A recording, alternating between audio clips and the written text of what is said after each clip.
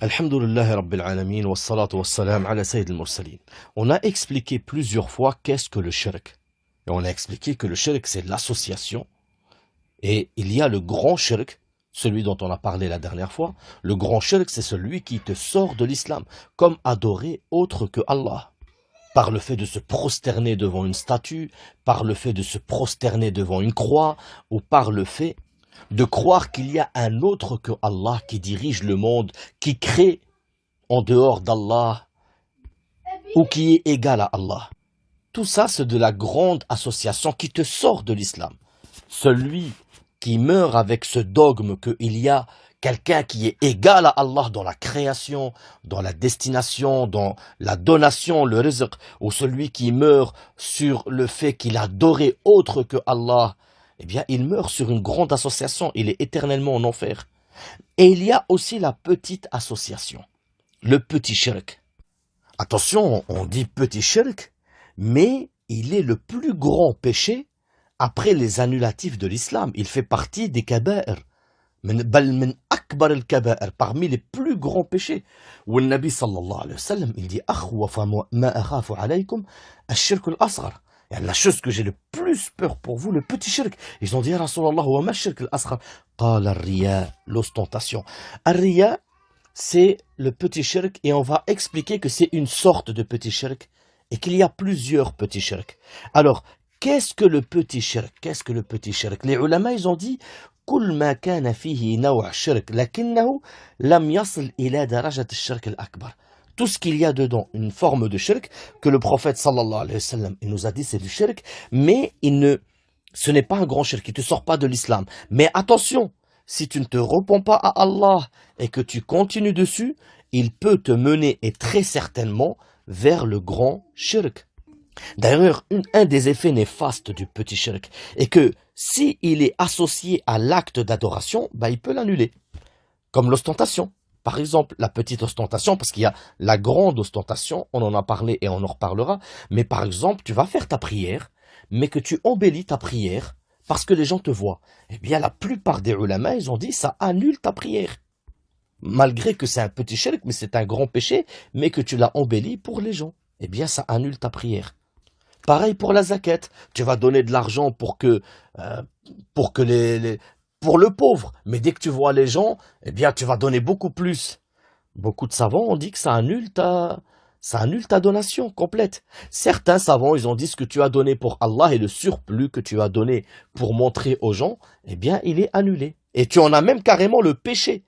Tu as même le péché, tu as donné pour faire croire que c'est pour Allah, alors qu'en réalité, tu as fait ça pour les gens, eh bien ça annule ta donation et en plus de ça, tu as le péché. Parmi les sortes de petits shirk, quand je dis petit shirk entre parenthèses, parce que ça peut être un grand shirk aussi, mais on va expliquer. Parmi les sortes de petits shirk, le fait de jurer sur autre que Allah. Ceci est haram, ça fait partie des grands péchés que de jurer sur autre que Allah. La tête de ma mère, la tête de mon père, etc. Ceci fait partie des grands péchés. C'est-à-dire que quand tu dis la tête de mon père, tu as fait un grand péché qui est du shirk. Parce que en fait, tu as juré. Attention, pour que tu comprennes pourquoi c'est du shirk. Le serment, le fait de jurer, on appelle ça al-halif. On appelle ça al-halif ou al-hilf. Al-halif, le fait de jurer. C'est quoi dans la langue arabe al-halif? Les ulama, ils ont dit هو تأكيد الكلام بذكر شيء يعظمه الحالف. C'est le fait de confirmer la parole en citant quelque chose qui a une grande valeur auprès de moi. Quand je dis la tête de ma mère, ça veut dire que je te confirme par rapport à la grande valeur que ma mère, elle a. Donc quand tu jures sur Allah, هذا تعظيم Allah. C'est le fait de donner la plus grande des valeurs à Allah. Donc en fait, en général, tu vas jurer sur la chose qui a la plus grande valeur auprès de toi. C'est pour ça que tu jures sur la tête de ta mère. En général, tu jures. Et subhanallah, vous remarquerez que quelqu'un, quand il est vraiment tenace à te faire croire ce qu'il dit, il va jurer par la chose pour laquelle il a qui compte le plus pour lui. Il va te dire, tu ne me crois pas? Eh bien, regarde, ma mère, je jure sur ma mère que c'est comme si. Ou je jure sur ce que j'ai de plus cher au monde.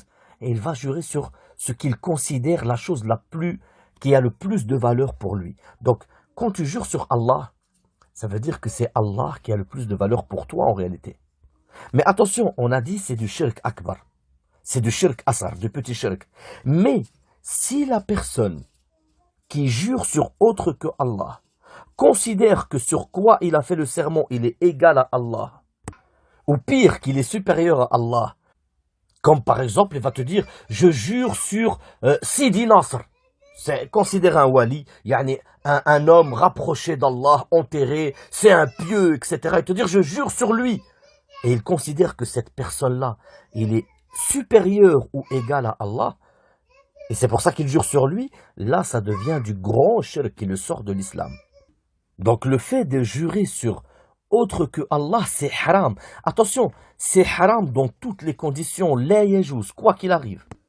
Et le grand savant Ibn Abd al-Barr al-Maliki, rahimahullah, il dit لا يجوز الحلف بغير الله في شيء من الأشياء ولا على حال من الأحوال وهذا أمر مجتمع عليه والحلف بالمخلوقات كلها في حكم الحلف بالآباء لا يجوز شيء من ذلك. Ça veut dire, en résumé, il te dit, il est haram de jurer par autre que Allah sur n'importe quelle chose et dans n'importe quelle situation. Et ça, il y a consensus des savants là-dessus. Donc le fait de jurer sur n'importe quelle créature, c'est la même chose que jurer sur ta mère, ton père, etc. Et tout ça, c'est haram, la yajouz. Et d'ailleurs, si vous vous dites, pourquoi?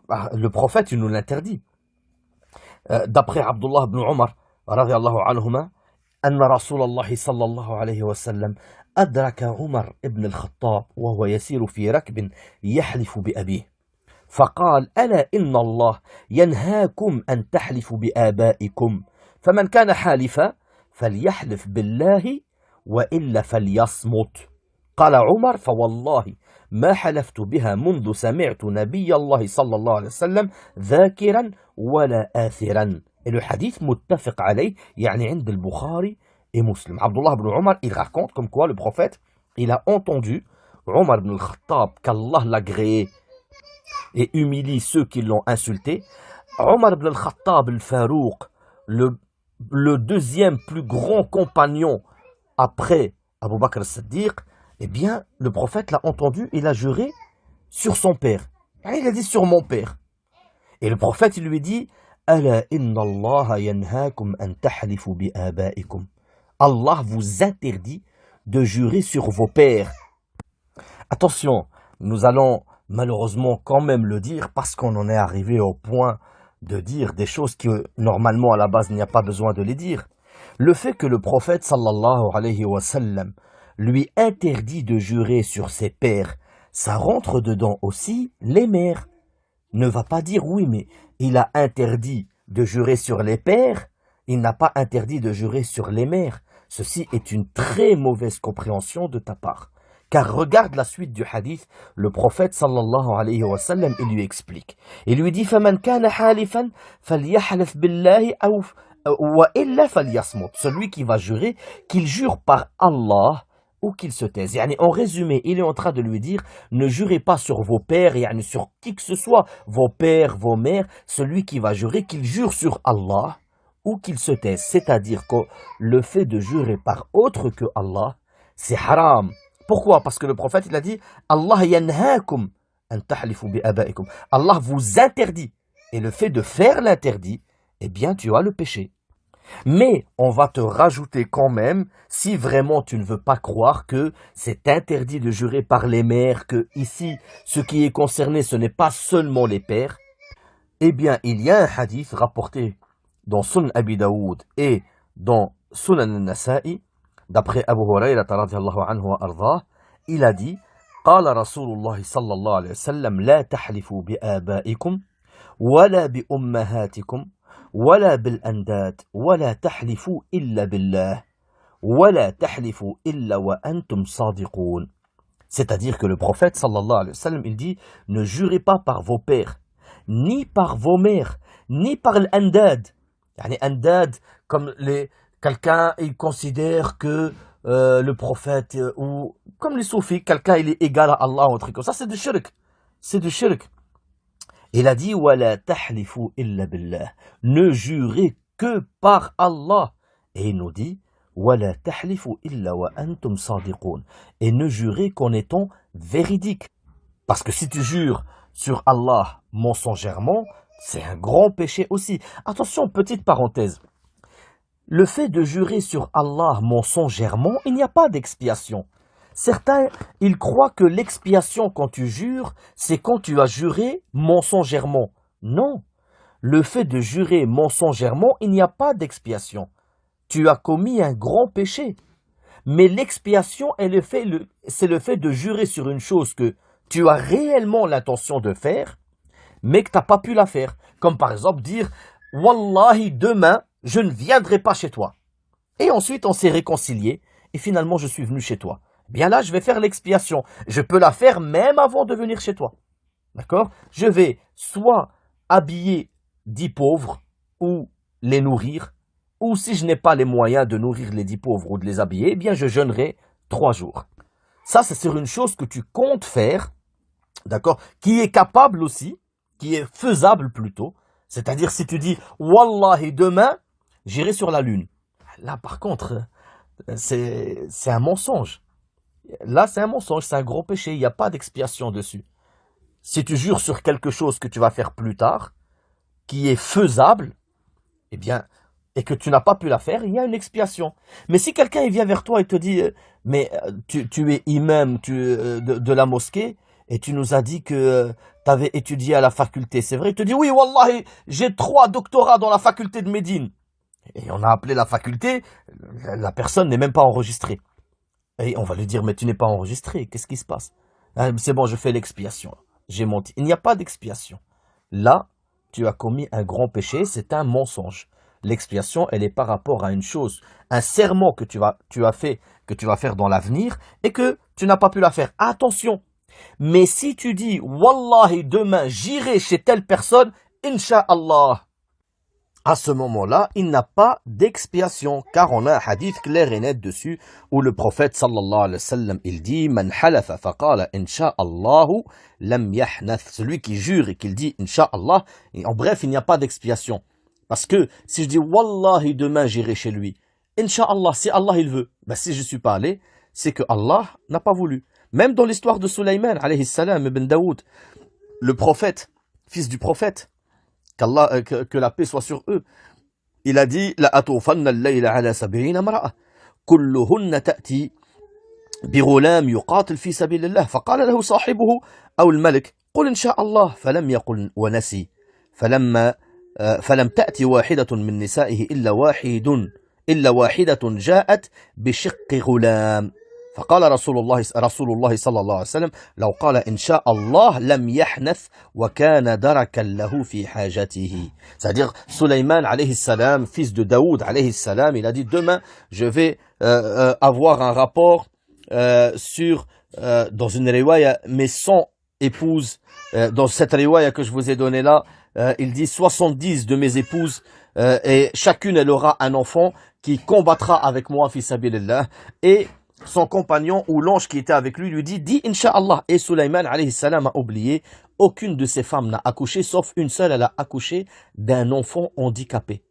D'accord? D'un enfant handicapé. Le prophète, il a dit, sallallahu alayhi wa sallam, s'il avait dit, Inch'Allah, yani, lam yahnith, en bref, comme je vous ai dit, il n'y aurait pas eu besoin d'expiation et il aurait eu ce qu'il avait espéré. Donc, le fait de dire, Inch'Allah, tu n'as pas besoin d'expiation. Petite parenthèse aussi que on doit expliquer à nos frères et sœurs. Si tu as juré, d'accord, sur quelque chose que tu vas faire, demain, wallah, j'irai là. Et que, ensuite, il t'apparaît clairement que ce n'est pas le bon choix. Que le bon choix, ce n'est pas d'aller là, mais d'aller là-bas. Mais que toi, tu as juré d'aller là. Est-ce que tu dois dire, ah, j'ai juré que j'allais là, alors j'irai là? Eh bien non. Eh bien non. Tu fais l'expiation et tu vas là où c'est le mieux pour toi.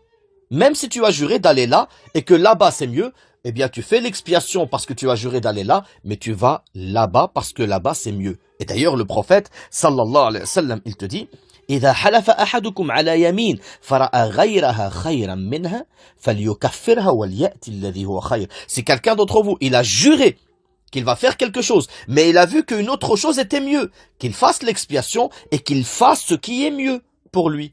D'accord? Donc, ce n'est pas parce que tu as juré et que tu sais que c'est une abîme que tu dois la faire. Non, délaisse cette abîme, même si tu as juré que tu allais la faire, fais ton expiation et va vers ce qui est le mieux pour toi. C'était une petite parenthèse. Revenons à l'interdiction de jurer sur autre que Allah.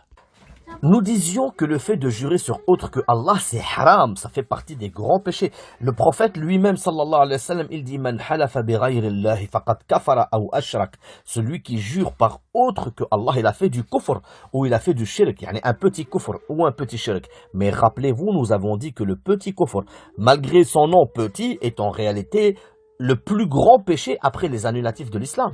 Et le petit shirk, malgré qu'on l'appelle petit, est en réalité le plus grand péché après les annulatifs de l'islam. Maintenant, imaginons quelqu'un, il va lire quelques hadiths, il va te dire, attends, tu nous dis que c'est haram, mais le prophète sallallahu alayhi wa sallam, il a été ramené dans des hadiths qui sont dans Sahih Muslim, et qui sont dans d'autres livres comme Ibn Majah, etc., où il a juré par autre que Allah. On va lui dire quel hadith? Il va nous dire le hadith de Talha ibn Ubaydillah, radiyallahu anhu. Il explique qu'un homme il est venu vers le prophète, sallallahu alayhi wa sallam, un homme parmi les gens de Najd, d'accord? Et il a posé la question au prophète Muhammad, sallallahu alayhi wa sallam, il lui dit, ya Rasulallah, c'est quoi l'islam? Et le prophète, sallallahu alayhi wa sallam, il lui répond, khamsu salawatin fil yawmi wal layli. Il y a 5 prières, jour et nuit. Et l'homme lui pose la question, lui dit Hal alayya ghayruhunna? Est-ce que j'ai d'autres prières obligatoires que cela? Le Nabi lui dit La, illa an tatawwa wa siyam shahri ramadan. Il a dit non, tu n'as aucune autre obligation, sauf si tu veux faire surrogatoire. Il y a aussi, lui dit, le jeûne du mois de Ramadan. Et l'homme lui dit Hal alayya ghayruh? Est-ce qu'il y a des autres jours obligatoires à jeûner? Le Nabi lui dit non, illa an tatawwa, sauf si tu veux faire des surrogatoires. Et le prophète, sallallahu alayhi wa sallam, il lui cite aussi la zakat. Et l'homme pareil, ya Rasulallah, est-ce qu'il y a une autre zakat obligatoire? Il lui dit non, sauf si tu fais les surrogatoires. Alors l'homme, il accepte ça et il part. Mais avant de partir, l'homme, il dit Wallahi, la azidu ala hadha wa la anqus minhu. Il a dit Wallahi, je ne rajoute rien à cela et je n'en diminuerai rien. Ça veut dire je vais faire les obligatoires sans rien rajouter ni rien diminuer. Le prophète sallallahu alayhi wa sallam dit Aflaha wa abihi in sadaq. Ou dakhala al-jannah wa abihi in sadaq. Il a réussi par son père s'il dit vrai. Dans une riwaya, il rentrera au paradis par son père s'il dit vrai. Ah, mais là, le prophète il jure par son père. Et le hadith, il est dans Sahih Muslim. Hadith numéro 11 et 9. Eh bien, Ibn Abd al-Barr al-Maliki, le grand savant, celui qui a écrit Kitab al-Tamhid, rahimahullah, il explique. Il dit justement dans son livre At-Tamhid, dans la riwaya, Aflaha wa abihi in sadaq, yani il a réussi par son père s'il dit vrai. Il dit Ibn Abd al-Barr, هذه لفظة غير محفوظة في هذا الحديث في حديث من يحتج به. يعني ce rajout-là, il n'est pas dans les autres versions des hadiths des grands savants qui l'ont ramené, d'autres grands savants. Il dit وقد روى هذا الحديث مالك وغيره عن أبي سهيل لم يقولوا ذلك فيه. يعني il dit que Malik ibn Anas, il a rapporté ce hadith. Et attention, pourquoi il faut prendre en considération cela? Malik ibn Anas, il est des siècles avant Muslim et avant le Bukhari. Parce que Malik ibn Anas, il est pratiquement dans le 2e siècle après le prophète Mohammed sallallahu alayhi wa sallam. Donc le Muwatta, pour que vous le sachiez, c'est un des livres dont la chaîne de transmission est la plus haute. C'est-à-dire que souvent, entre Malik ibn Anas et le prophète, il y a 2 hommes. Il y a d'après un tel. C'est la chaîne de transmission la plus haute. Et il a été rapporté que Malik ibn Anas, quand il dit ce hadith, enfin qu'il l'a rapporté, eh bien il ne l'a pas rapporté avec le Aflaha wa abihi in sadaq. Parce que Malik ibn Anas, pas que lui, et d'autres ulama, ils ramènent le hadith d'après Abi Suhail, il ne dit pas ça, et il a été rapporté d'après Ismaïl ibn Ja'far, ce hadith-là, le prophète a dit aflaha wallahi in sadaq. Il a réussi wallahi si il dit vrai. Et dans l'autre riwaya, dakhala al-jannah wallahi in sadaq. Et pas wa abihi. Et ça, c'est la riwaya qu'il y a chez les plus anciens ulama que Sahih Muslim, etc., comme Malik ibn Anas, etc. Donc, ils ont dit, par rapport à cela, eh bien, le rajout ici, wa abihi, en fait, il est affaibli par rapport à cette riwaya et par rapport aussi à d'autres hadiths qui vont l'affaiblir. Pareil dans la riwaya, dans le hadith de Abu Hurayrah radhiyallahu anhu, où il dit جاء رجل إلى رسول الله فقال من حق الناس بحسن صحابتي من أحق الناس بحسن صحابتي. يعني qui la personne qui mérite le plus que je sois son compagnon, que je sois le meilleur compagnon auprès de lui. Le Nabi lui dit ta mère. Il lui a dit ensuite, il lui a dit ta mère, il lui dit ensuite, il lui dit ta mère, il lui dit ensuite, il lui dit ton père. Ton père. Et le prophète sallallahu alayhi wa sallam, il lui dit Na'am wa abika la tunabba'anna. Et pareil, le hadith, il est dans Sahih Muslim, et il lui dit oui, par ton père, tu seras prévenu. En résumé. Eh bien, pareil, les ulama, ils ont dit que cette riwaya-là, par ton père, elle tourne autour d'un homme qui s'appelle Sharik ibn Abdullah. Et il est en divergence dans cette riwaya avec les plus grands ulama, enfin qui sont beaucoup, des grands ulama de hadith, qui n'ont pas rapporté cette version, comme par exemple Sufyan ibn Uyayna, Abdullah ibn al-Mubarak, Wuhayb ibn Khalid, Muhammad ibn Talha, Jarir ibn Abd al-Hamid, Wal-Mufaddal ibn Ghazwan. C'est des grands savants de hadith, et ils rapportent le hadith avec la parole Wallahi la tunabba'anna, pas wa abik. Alors, tous ces savants que je vous ai cités là, ils sont en divergence avec cette riwaya de hadith où il dit wa abik, et eux ils ont ramené le hadith avec la parole où le prophète il dit Na'am wallahi la tunabba'an, et non Na'am wa abik la tunabba'an. Donc maintenant Sharik ibn Abdullah il ramène la version où le prophète il dit Na'am wa abika la tunabba'an. Oui, par ton père, comme s'il gérait par le père, tu seras prévenu. Qui ont fait avancer ces grands savants qui sont en divergence avec Sharik? Eh bien oui, on fait avancer ces grands savants qui sont en divergence avec Sharik, parce que Sharik ici, il est en divergence avec les plus grands savants de hadith par rapport à ça. D'ailleurs, Yahya ibn Ma'in, qui était à l'époque de Ahmad ibn Hanbal, et que il fait partie des grands ulama de l'hadith. Il dit sur Sharik, qui a ramené justement la version Na'am wa abika la tunabba'an, il dit Sharik صدوق ثقة إلا أنه إذا خالف فغيره أحب إلينا منه. Il dit Sharik, c'est un grand savant, véridique, de confiance, dans les rapports, quand il rapporte les hadiths, sauf que si il est en divergence avec d'autres savants de l'hadith, eh bien, la version des autres ulama de hadith, elle est préférable à nous que la version de Sharik. Et carrément, Ibn Hajar, qui est le grand savant de l'hadith, Ibn Hajar, celui qui a écrit Fath al-Bari, il dit sur Sharik, Sadouq wa yukhti kathira. Il est véridique, mais il se trompe beaucoup. Et ce qui est incroyable, c'est que Sharik lui-même, Sharik ibn Abdullah, dans la riwaya de Muslim, il a été rapporté que il ramène le hadith avec la parole où le prophète il dit Na'am wa abika la tunabba'an. Pourtant, dans la version qu'il y a dans Musnad Ahmad ibn Hanbal et dans la version qu'il y a dans Sunan ibn Majah, il le rapporte avec la parole où le prophète il dit Wallahi la tunabba'an. Donc les ulama ils ont dit par conséquent Na'am wa abik est une erreur de Sharik et qu'en réalité le prophète a dit Na'am wallahi la tunabba'an. Pareil pour le hadith de l'homme qui est venu vers le prophète sallallahu alayhi wa sallam et il lui a dit à Rasulallah Ayyu sadaqa a'zam ajran. Ayyu sadaqati a'zamu ajran. Quelle est la sadaqa qui est le plus récompensée? Et le Nabi lui a dit Ama wa abika la tunabba'an. Par ton père, je vais te prévenir, je vais te le dire. Pareil, les ulama, ils ont dit que ce hadith-là, il tourne autour de Muhammad ibn Fudayl. Des grands ulama de l'hadith, ils ont rapporté le hadith avec autre que cette parole-là. Comme Sufyan ibn Uyayna, comme Abd al-Wahid, Jarir ibn Tabari, où ils ramènent le hadith sans le serment wa'abik. Sans le serment wa'abik.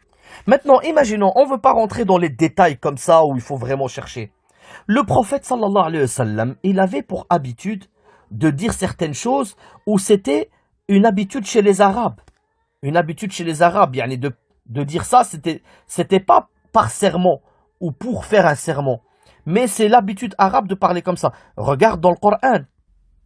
Allah, quand il dit dans le Coran, لا يؤاخذكم الله باللغو في أيمانكم ولكن يؤاخذكم بما عقدتم الأيمان. يعني dans le résumé, لا يؤاخذكم الله باللغو في أيمانكم. Allah ne va pas juger par rapport au serment que vous faites sans intention. Comme quelqu'un, Wallahi, j'ai vu un tel. Oui, c'est lui, Wallahi. Sans intention. يعني باللغو في أيمانكم, comme il a expliqué Cheikh Al-Uthaymin, il dit رحمه الله باللغو في أيمانكم يعني اللغو ما لم يقصد. اللغو ما لم يقصد. اللغو يعني des paroles que tu l'as dit, tu n'en as pas l'intention. Mais il te dit, regarde le verset d'après, ولكن يؤاخذكم بما عقدتم الأيمان. Mais il va vous juger par rapport à vraiment ce que vous avez eu l'intention de faire le serment dessus. Et Ibn Kathir, il explique par rapport à ça. Il dit وإنه قول الرجل في الكلام من غير قصد لا والله بلا والله.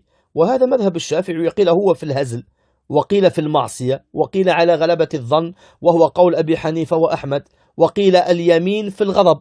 يعني certains, Ibn Kathir, il dit Allah, il va pas vous juger par rapport à ce que vous faites le serment dessus. يعني ils sont comme de dire non wallahi. Si wallahi, يعني c'est la façon de parler, c'est comme ça. D'accord? Et ça c'est le madhab de Shafi'i. Et certains ils ont dit dans la plaisanterie. Et certains ils ont dit dans le péché. Et certains ils ont dit par exemple fi ghalabat adh-dhann. Je vois quelqu'un de loin, je dis wallahi c'est Mohammed, je crois.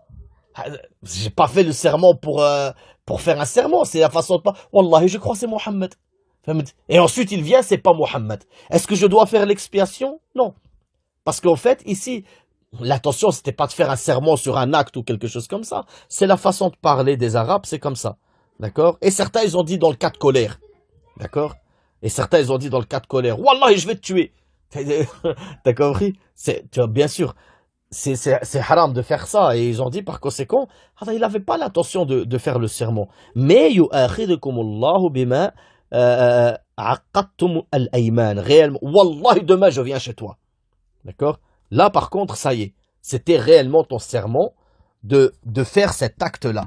Et quand le prophète, des fois, il dit wa abik ou quelque chose comme ça, ce n'est pas l'intention du serment, c'est par rapport à la façon arabe de parler. Comme par exemple quand il te dit la femme, tu l'épouses pour 4 raisons. Sa beauté, son statut, sa religion, son comportement fi riwaya, ou son argent fi riwaya.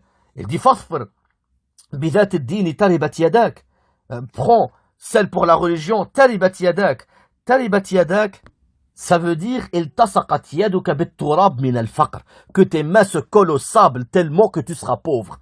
Est-ce que le prophète il est en train de faire dua sur celui qui se marie avec une femme pour sa beauté? Non, bien sûr que non. Mais c'est simplement, comme ils ont dit les ulama, c'est mimma yajri ala al-alsina wa la yuqsad ma'na. C'est une façon de parler, mais il n'avait pas l'intention de le faire. Quand Mu'adh il lui dit Ya Rasulallah, nuhasab ala ma naqoul, on va être jugé par rapport à ce qu'on dit. Le Nabi lui dit Thakilatka ummuka ya Mu'adh, que ta mère t'a perdu ya Mu'adh. Awala yanqalib an-nas ala wujuhihim fi an-nar illa min hasa'id alsinatihim ou ala manakhirihim fi an-nar. Les gens ne vont-ils pas être renversés, que ta mère t'a perdu ya Mu'adh, les gens ne vont-ils pas être renversés sur leur visage en enfer que à cause de ce qu'a amassé leur langue? Est-ce que le prophète est en train de faire dua sur Mu'adh ibn Jabal, ce grand sahabi, أعلم الناس بالحلال والحرام, le plus grand savant du halal et le haram, que le prophète sallallahu alayhi wa sallam il a dit يحشر أمام العلماء برتوة, et va être devant les ulama de l'équivalent d'un lancer de flèches, tellement il a plus de savants que tous les savants de la planète. Est-ce que le prophète il est en train de faire dua sur lui? Non. Mais c'était une façon de parler. Et les Arabes, ils avaient cette façon de dire Thakilatka ummuk ou taribat yadak ou aflaha wa abik ou bi abi anta ya Rasulallah wa ummi, par ma mère et mon père ya Rasulallah. C'est une façon de parler chez les Arabes avant, et ce n'était pas, ils considéraient pas cela comme le serment, c'était comme nous, Wallahi c'est lui, Wallahi, je crois que c'est un tel. C'est pas un serment, ça. C'est la façon de parler, c'est comme ça. Donc, réellement, ceux qui ont dit, le prophète, il a dit ça, donc c'est déconseillé et ce n'est pas haram, non. Non, le prophète n'a pas dit ça par le serment, mais premièrement, les hadiths, comme on vous a dit, beaucoup de ulama, ils ont dit qu'en réalité, le prophète n'a pas dit wa abik, mais il a dit wallahi, et même s'il l'avait dit, c'est la façon de parler des Arabes. Mais le fait de jurer sur autre que Allah, réellement, c'est un grand péché. C'est un des plus grands péchés parce que c'est shirk al-asghar. D'ailleurs, il a été rapporté que Abdullah ibn Mas'ud, radiyallahu anhu wa ardah, il dit la an ahlifa billahi kadhiba ahabbu ilayya min an ahlifa bi ghayrihi sadiqa. Que je jure par Allah mensongèrement, c'est préférable que je jure par autre que Allah en disant la vérité. Alors, bien sûr, le fait de jurer par autre que Allah mensongèrement, c'est un péché.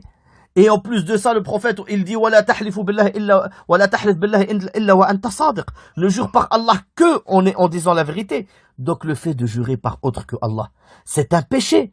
Dans les deux, c'est haram. Mais ici, Abdullah ibn Mas'ud, radiyallahu anhu wa arda, ce grand compagnon, parmi les ulama des sahaba, il est en train de t'expliquer que entre ces deux péchés, le péché le plus grand entre jurer sur Allah mensongèrement ou dire la vérité et jurer sur autre que Allah, il est en train de te montrer que le fait de jurer sur autre que Allah, même en disant la vérité, est un péché plus grand que le fait de jurer sur Allah mensongèrement.